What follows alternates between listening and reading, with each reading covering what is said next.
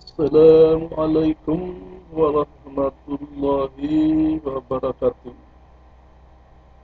Selamat berjumpa kembali di channel Safarul Terasa dalam pembahasan statistika hari ini, di mana topik yang akan dibahas dalam pertemuan ini adalah jenis data. Ya, mana di sini akan dibahas beberapa topik, subtopik, yaitu pertama-tama definisi daripada data, kemudian data dan penyajian data, kemudian konversi data, analisis data. Waalaikumsalam.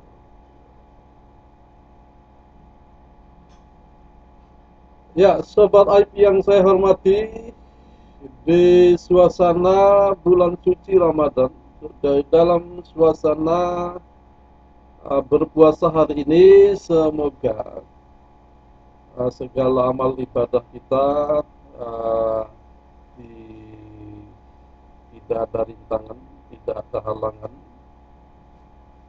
dan berjalan lancar, sehingga kita dapat melaksanakan uh, ibadah di bulan suci Ramadan ini dengan khusyuk, ya, dengan tenang, dengan sabar, dan kita insya Allah akan merasakan ketenangan, ya, ketenangan di dalam diri kita, dan selanjutnya kita akan memperoleh status di akhir bulan suci Ramadan, insya Allah, kalau kita dapat melakukan dengan rangkaian ibadah ini dengan sempurna, maka kita akan keluar, kita akan melewati bulan suci Ramadan ini, sehingga pada akhirnya kita akan menjadi seperti kain putih suci, ya. Jadi Sobat Aib yang saya hormati, hari ini insya Allah kita akan membahas dalam suasana berpuasa, ya. Mudah-mudahan Sobat Aib dapat mendengarkan juga dengan seksama, dapat mencerna apa yang dijelaskan dalam pembahasan ini, sehingga mahasiswa atau siapapun yang mendengarkan pemaparan ini dapat memperoleh nilai dari kebenaran, ya, nilai kebenaran daripada pembahasan ini, jika itu memang benar. Tetapi jika ada yang salah, ya tentu saja itu dari kelemahan saya sebagai manusia yang dhaif, ya. Ya, kita akan mulai pembahasan dalam topik jenis data.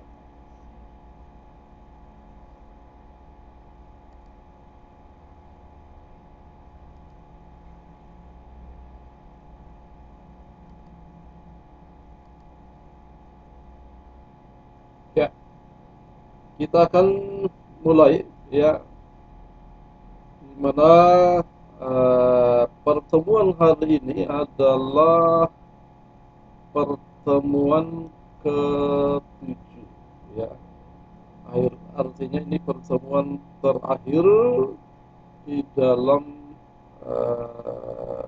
materi UTS, ya, pertemuan ke-7. Ya, jadi di sini kita akan membahas tentang apa ini, pertama adalah uh, kita akan definisikan dulu. Kita akan definisikan kembali tentang data, di mana dahulu kita sudah mendefinisikan di awal bahwa data itu adalah bahan baku. Ya, data itu adalah bahan baku yang siap diolah, di diproduksi, ya, siap diolah untuk kemudian menjadi informasi. Itu dalam pandangan teknologi informasi. Ya, sini kita akan definisikan ulang apa itu data. Ya, kemudian bagaimana penyajiannya, bagaimana jenis-jenis data itu, ya, dan kemudian apakah memungkinkan data itu dikonversi, dan bagaimana langkah-langkah analisis yang akan kita lakukan. Ya, definisi daripada data. Data adalah hasil pengukuran yang bisa memberikan gambaran suatu keadaan atau memberikan suatu informasi. Tentu saja data akan memberikan informasi yang sedetil-detilnya, selengkap-lengkapnya, dengan kualitas yang baik kalau data itu telah diolah, juga diolah dengan kualitas pengolahan yang baik. Ya, jadi seperti apa dia akan memberikan informasi, seperti apa data itu akan menghasilkan informasi, maka itu akan bergantung kepada cara kita mengolah data tersebut. Ya. Kemudian data dan bagaimana penyajian data. Jadi kalau kita berbicara tentang data, ya, data itu adalah kebutuhan daripada para peneliti, ya, kebutuhan daripada para peneliti di dalam memecahkan problem-problem tertentu, di mana tugas peneliti adalah mendapatkan data untuk mengisi variabel penelitian.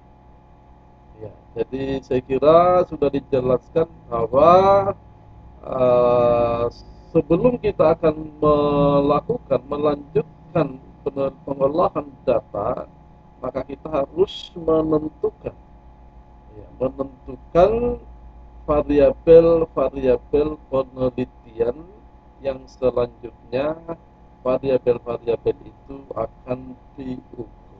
Itu sudah dijelaskan kalau tidak salah di materi pertemuan ketiga, ya, di materi pertemuan ketiga. Kemudian itu data akan sangat bergantung daripada definisi operasional variabel penelitian. Ya, jadi, ya, data itu kadang-kadang, ya, kadang-kadang data itu kita tidak bisa mengatakan bahwa data itu jelek atau data itu bagus. Artinya bahwa bagaimana kita memperlakukan data itu, ya, apakah itu dia akan menghasilkan, ya, hasil olahan yang baik, maka itu berarti datanya bagus.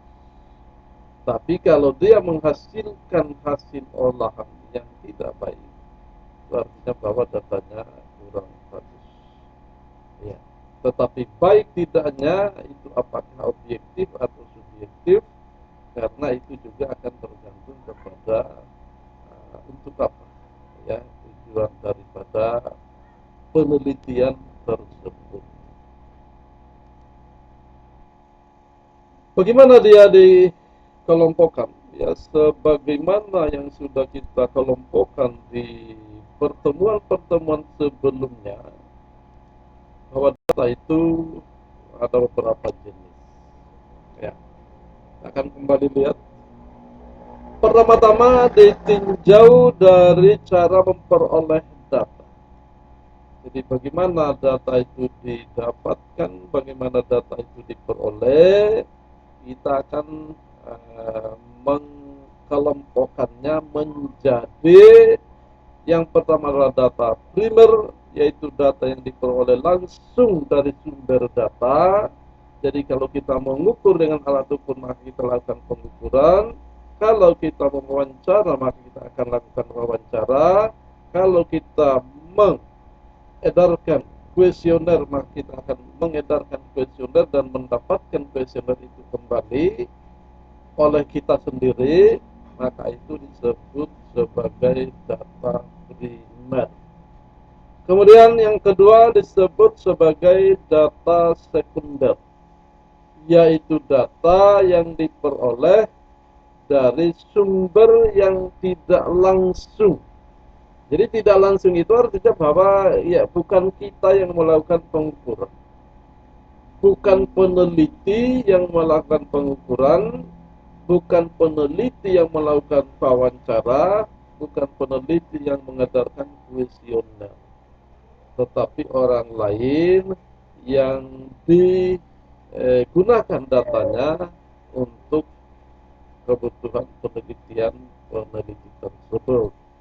Maka itu disebut sebagai data sekunder. Apakah dua-duanya sah? Ya, dua-duanya sah. Ya, selama itu dilakukan secara jujur dan bertanggung jawab. Kemudian ditinjau dari tingkat keterukuran variabel penelitian. Ya, kalau kita tinjau dari tingkat keterukuran dari variabel penelitian, maka kita kelompokkan ia menjadi data kualitatif dan data kuantitatif. Saya kira ini kita sudah singgung, kita sudah pernah bahas, di mana data yang disebut dengan data kualitatif itu adalah data yang tidak boleh diukur dengan angka, ya, atau data yang tidak boleh diangkakan. Sementara yang dimaksud dengan data kuantitatif adalah data yang boleh diangkakan atau dikuantifikasikan. Itu disebut dengan data kuantitatif. Kemudian berdasarkan tingkat pengukuran variabel penelitian yang dikuantifikasikan, maka yang dikelompokkan menjadi data nominal, data ordinal, data interval, dan data rasio. Kita sudah bahas, kira ini cukup rinci, kita sudah membahasnya, sehingga di sini kita tidak perlu bahas lagi apa itu data nominal, apa itu data ordinal, apa itu data interval, dan apa itu data rasio. Saya kira sudah cukup jelas. Nanti bisa didiskusikan kembali kalau ada yang perlu didiskusikan. Kemudian data juga bisa dikelompokkan, jenis data juga bisa dikelompokkan menjadi berdasarkan waktu pengumpulan. Maka didasarkan pada waktu pengumpulan, data kita kelompokkan menjadi data cross section atau biasa dikenal dengan data acak, cross section, di mana data acak itu adalah data yang diambil pada satu waktu tertentu. Jadi tidak bergantung kepada bahwa harus waktu ini kita ambil, waktu ini kita ambil lagi, kemudian kita ambil lagi. Tidak. Jadi kapan-kapan kita butuh, kita akan ambil. Tapi kalau kita tidak butuh, kita tidak lakukan pengukuran. Ya, itu namanya data acak atau disebut cross section. Kemudian ada yang disebut sebagai data berkala. Ya, data berkala yaitu data yang diambil pada interval waktu tertentu. Ya, misalnya setiap 5 tahun dilakukan sensus penduduk. Setiap menjelang pilpres, ya, setiap menjelang pilpres atau pemilihan legislatif, maka dilakukan lagi pendataan. Maka itu disebut sebagai data berkala. Artinya periodenya jelas. Ya, jadi intervalnya ada. Kemudian apakah data itu bisa dikonversi? Ya, jadi untuk kebutuhan-kebutuhan tertentu, ya untuk kebutuhan-kebutuhan tertentu, maka data itu kadang harus dikonversi, kadang butuh dikonversi, baru kita bisa mendapatkan, ya, kita mendapatkan kesimpulan tertentu atau keputusan-keputusan tertentu, ya. Jadi itu dimungkinkan, ya, dimungkinkan misalnya data, katakanlah data nilai itu ada yang dari huruf, ya. Jadi dikonversi, katakanlah pertama dikonversi dari angka, di mana angka itu jelas-jelas dia adalah rasio. Nilai mata kuliah misalnya jelas-jelas itu adalah merupakan rasio, tapi kemudian kita konversi ke dalam nilai huruf, ya, di mana nilai huruf itu kemudian tidak lagi menjadi rasio, tetap menjadi rasio, tetapi kemudian dia menjadi data ordinal, ya. Jadi menjadi data ordinal, ya. Jadi tidak, ya. Tapi kemudian dari nilai huruf itu kemudian dikonversi lagi, bisa lagi dikonversi untuk tujuan apa? Ya untuk tujuan menghitung PK, IP mahasiswa, IP kumulatif, untuk macam-macam, ya. Jadi dirubah lagi menjadi angka. Jadi kalau tadi dari angka 0 sampai 100 kita rubah menjadi huruf A, B, C, D, E.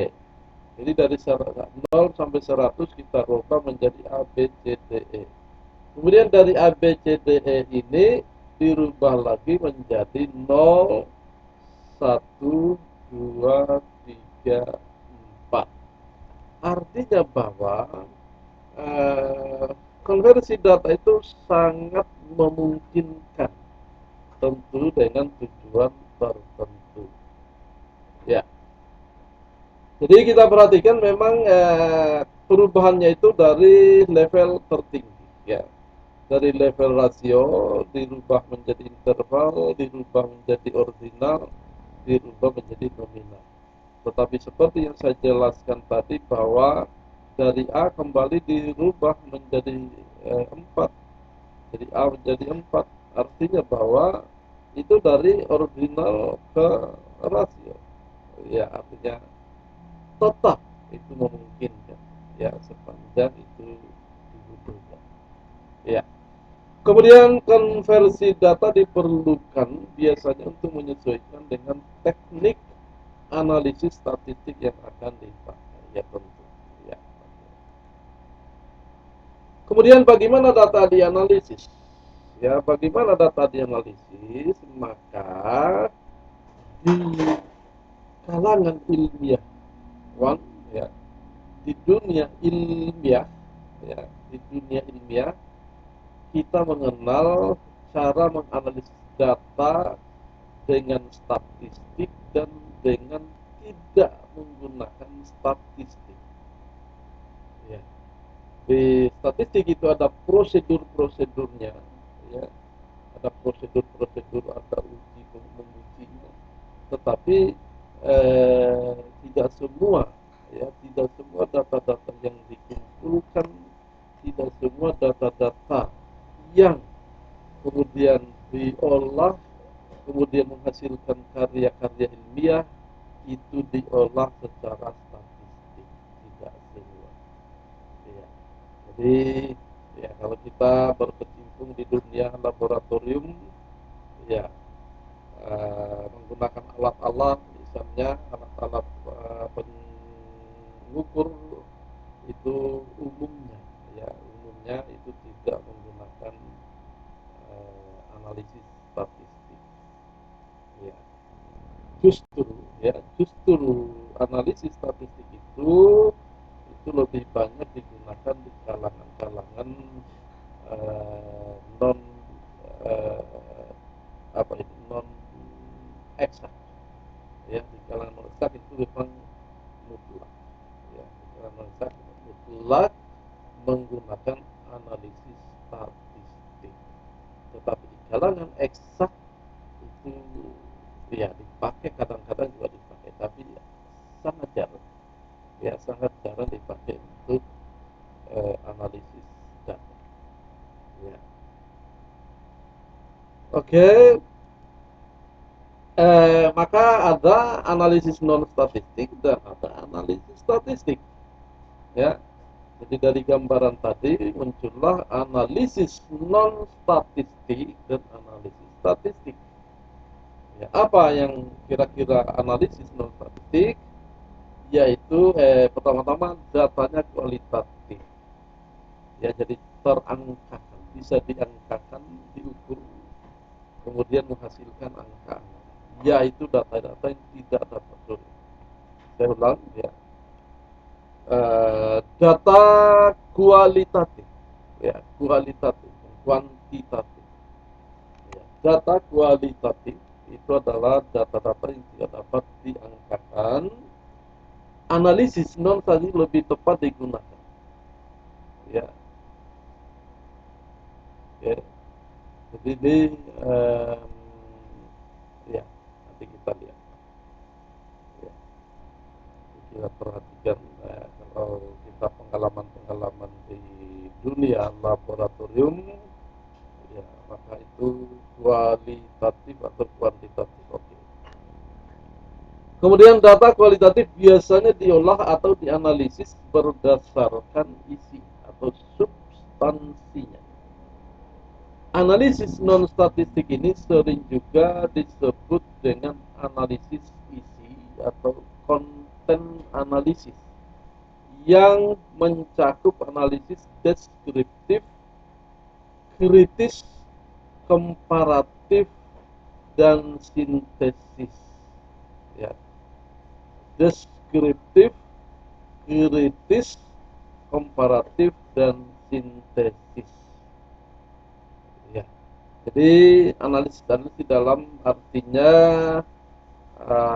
bagaimana kita mendeskripsi ya suatu data, misalnya yang mendeskripsi suatu data, kemudian bagaimana kita mengkritisi suatu data, kemudian bagaimana kita mengkomparasi suatu data, dan kemudian bagaimana mensintesa ya mensintesa suatu data. Kemudian penelitian yang menggunakan data kualitatif disebut sebagai penelitian kualitatif. Oke, kita lihat lagi. Kemudian analisis statistik. Jadi tadi analisis non statistik, ya analisis non statistik. Sekarang analisis statistik. Ya, analisis statistik. Untuk data kuantitatif, ya jadi analisis statistik ini, ya analisis statistik ini ditujukan untuk data kuantitatif.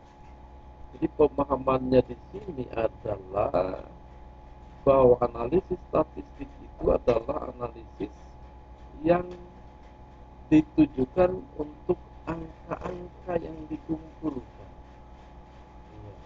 Jadi hal-hal yang bisa dinyatakan dalam bentuk angka-angka. Jadi itu yang dimaksud. Ya, maka dia disebut sebagai data kuantitatif. Ya, data kuantitatif. Ya. Kemudian statistik deskriptif dan statistiknya inferensial. Artinya bahwa statistik, analisis statistik ini bisa kita terapkan baik untuk statistik deskriptif maupun untuk statistik inferensial. Ya. Jadi bisa diterapkan untuk statistik deskriptif dan bisa diterapkan untuk statistik inferensial. Kemudian statistik deskriptif digunakan untuk membantu memaparkan atau menggambarkan keadaan yang sebenarnya, ya, atau fakta yang ditemukan dari suatu objek penelitian. Maka penelitian itu disebut dengan penelitian deskriptif. Kemudian penelitian deskriptif tidak untuk menguji suatu hipotesis. Jadi perhatikan bahwa di awal-awal pertemuan sudah dijelaskan, sudah dibedakan apakah itu statistik deskriptif, yaitu statistik yang mengolah seluruh data dari objek penelitian, sementara statistik inferensial itu adalah statistik yang mengolah sampel yang diambil dari sebagian data yang diteliti, sebagian dari objek yang diteliti, namanya populasi. Ya.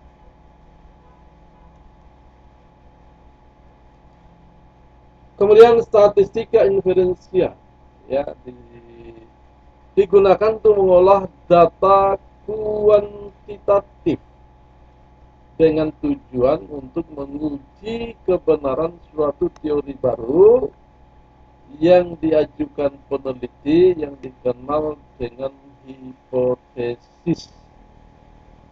Ya, disebut sebagai penelitian inferensial.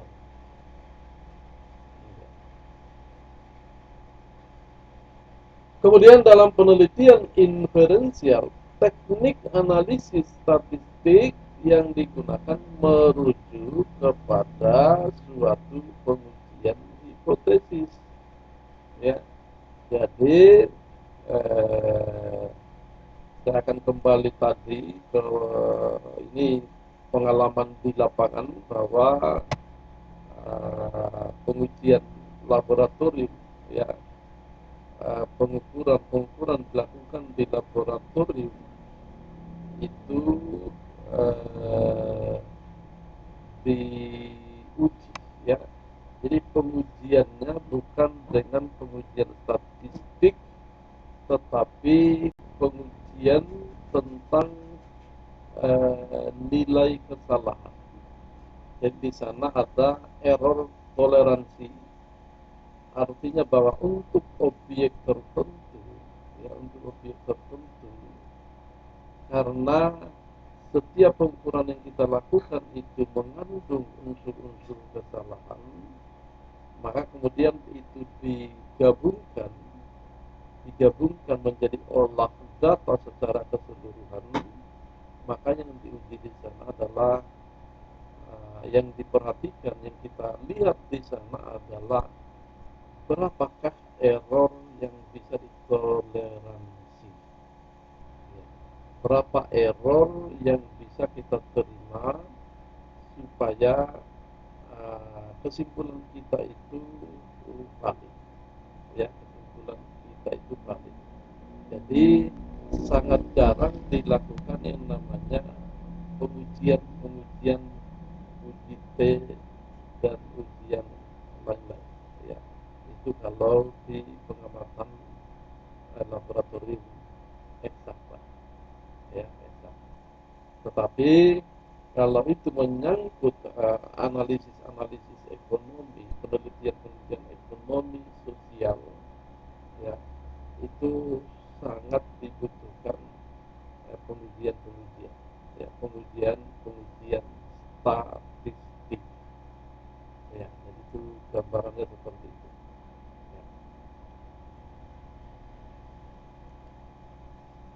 Langkah-langkah utama di dalam pengujian hipotesis, ya. Jadi ada hipotesis. Pertama, kita akan membuat asumsi, ya. Buatlah asumsi kondisi apa yang dapat diterima oleh peneliti, ya. Kita lihat gejala-gejala, ya. Kira-kira apa yang mengalami, apa yang terjadi pada objek tersebut, ya.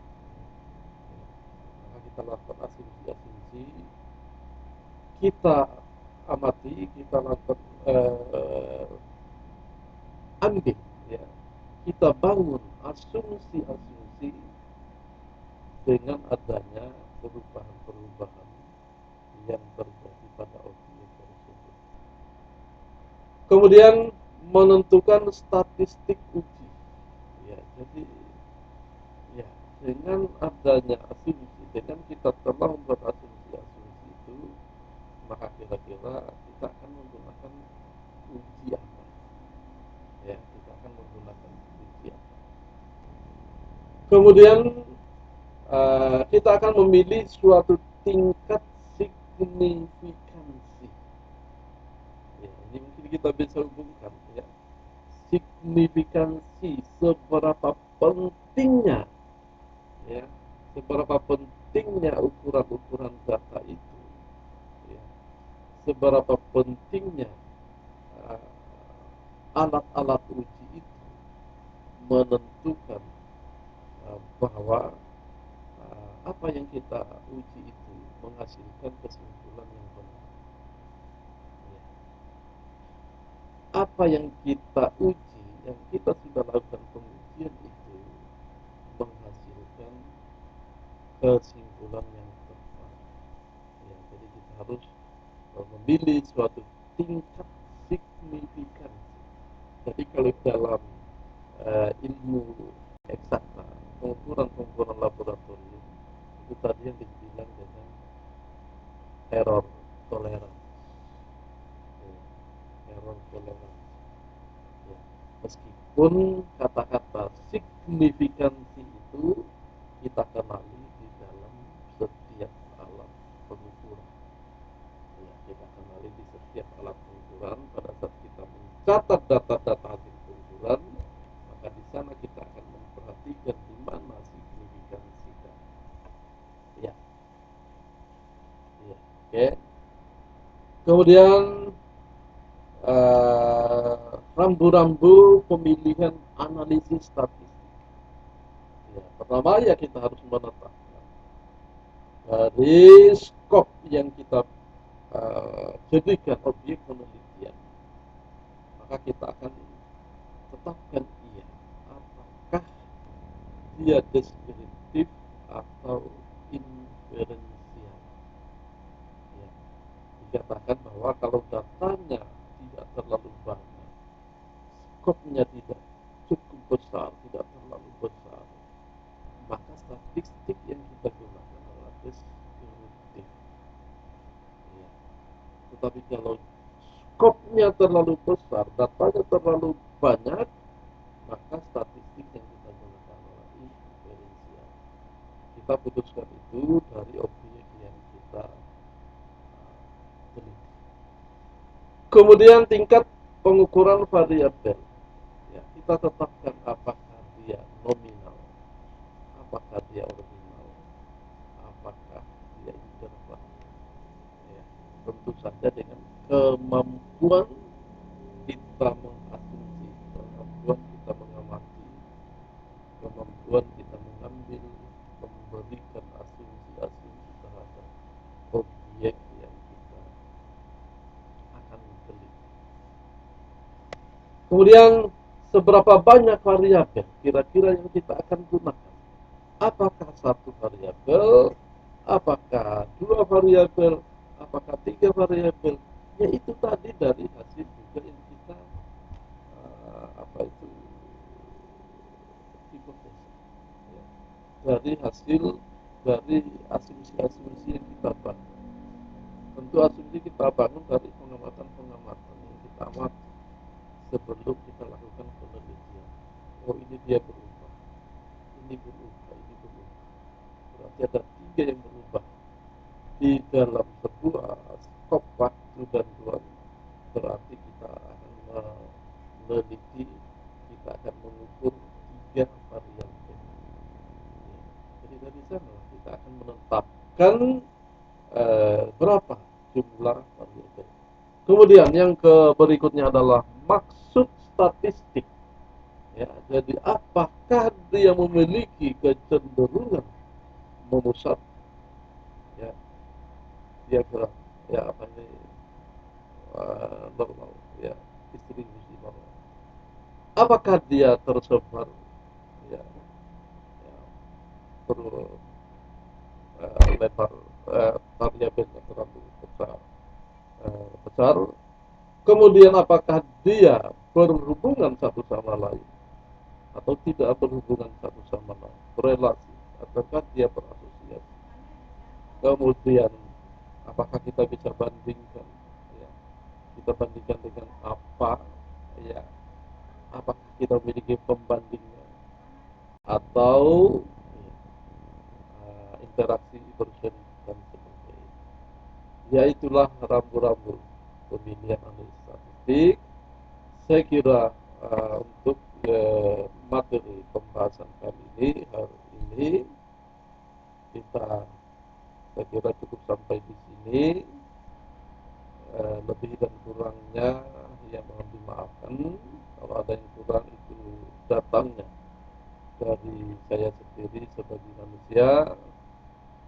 Kemudian kalau ada benarnya, ya, kalau ada yang sedikit manfaat yang bisa diambil dari sini, ya saya kira itu datangnya dari yang Maha Kuasa, ya, sebagai pemilik kebenaran mutlak. Ya, maka kita akan akhiri pembahasan kali ini, ya. eh, Jangan lupa memberikan dukungannya dengan cara mengklik subscribe dan like, ya. Billahi taufiq wal hidayah. Wassalamualaikum warahmatullahi wabarakatuh.